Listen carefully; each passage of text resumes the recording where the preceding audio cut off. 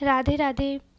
जैसा कि आप सभी को पता है, अभी तक हमने 12 राशियों के बारे में विस्तार से चर्चा की है। तो आज की इस वीडियो में मैं आपके लिए लेकर आई हूँ 9 ग्रहों के रहस्य के बारे में। आखिर नवग्रहों का हमारे जीवन में विशेष महत्व क्यों है? नवग्रह व्यक्ति के जीवन पर किस प्रकार से प्रभाव डालते हैं? यदि कुंडली में ग्रह बैलेंस होते हैं तो क्या फल देते हैं? और कुंडली में 9 ग्रह खराब होते हैं तो वो क्या प्रभाव देते हैं? तो आइए आज की इस वीडियो में हम चर्चा करते हैं। जैसा कि आप सभी को पता है, हमारी कुंडली में 9 ग्रह होते हैं, तो हम एक एक करके सभी के ऊपर विस्तार से जानेंगे। तो सबसे पहले आइए जानते हैं हम सूर्य ग्रह के बारे में। जैसा कि माना जाता है, सूर्य ग्रहों का राजा हम कहते हैं, और मान्यता ऐसी है कि जो हमारे सूर्य ग्रह होते हैं उनका बेसिकली संबंध हमारी कुंडली में पिता से होता है और हमारे मान सम्मान से भी होता है। सूर्य ग्रह को हम पिता का कारक मानते हैं और मान सम्मान का प्रतीक भी हम मानते हैं।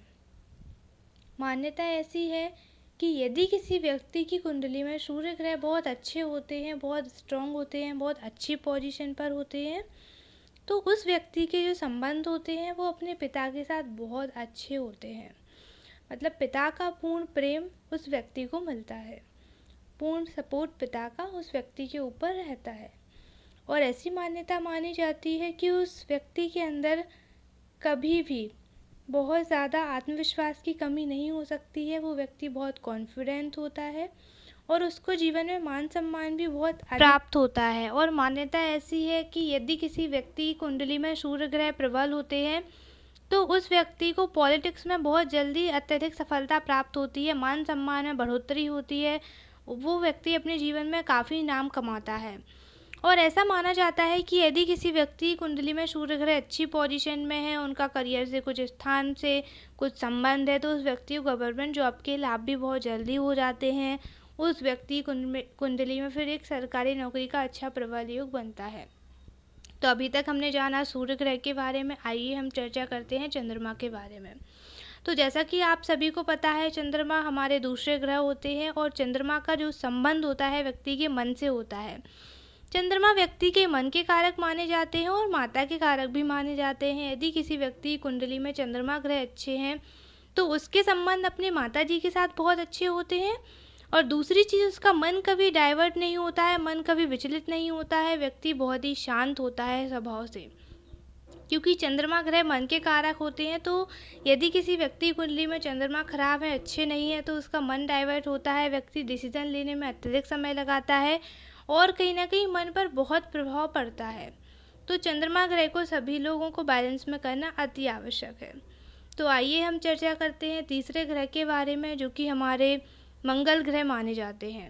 मंगल ग्रह के बारे में जैसा कि आप सभी लोग जानते हैं, मंगल ग्रह हमारे उग्र ग्रह होते हैं। यदि किसी व्यक्ति कुंडली में मंगल ग्रह सही पोजीशन में नहीं है तो व्यक्ति अत्यधिक क्रोधित हो जाता है, बहुत क्रोधी प्रकार के उग्र व्यक्ति होते हैं, उनको ईगो जल्दी हर्ट कर जाती है। लेकिन यदि किसी व्यक्ति की कुंडली में मंगल ग्रह अच्छे हैं तो व्यक्ति को बहुत अच्छे परिणाम की प्राप्ति होती है। जैसे कि व्यक्ति को करियर की बात हम करें तो पुलिस लाइन में अत्यधिक सफलता जल्दी प्राप्त हो जाती है।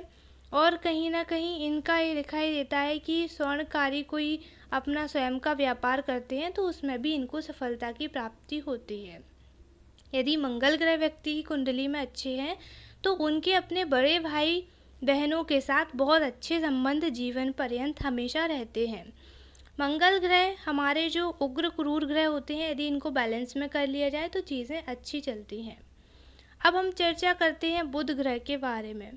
जैसा कि आप सभी को पता है, हमारी कुंडली में बुध ग्रह होते हैं, जो चतुर्थ ग्रह माने जाते हैं। बुध ग्रह का जो संबंध होता है विशेषकर हमारी वाणी से होता है। यदि किसी की कुंडली में बुध ग्रह अच्छे हैं तो उसका वाणी का प्रभाव बहुत अच्छा होता है। व्यक्ति की वाणी से लोग बहुत जल्दी प्रभावित हो जाते हैं और उस व्यक्ति के अंदर एक सोचने समझने की विशेष क्षमता होती है। बुध ग्रह अच्छे होते हैं तो व्यक्ति आईटी फील्ड में बहुत आगे जाता है और उसको एक अच्छे ज्ञान की प्राप्ति होती है। अब हम चलते हैं गुरु ग्रह के बारे में चर्चा करने। तो गुरु ग्रह को जैसा कि हमारी कुंडली में पंचम ग्रह माना जाता है, गुरु ग्रह जो होते हैं वो व्यक्ति के विशेषकर बुद्धि के कारक माने जाते हैं।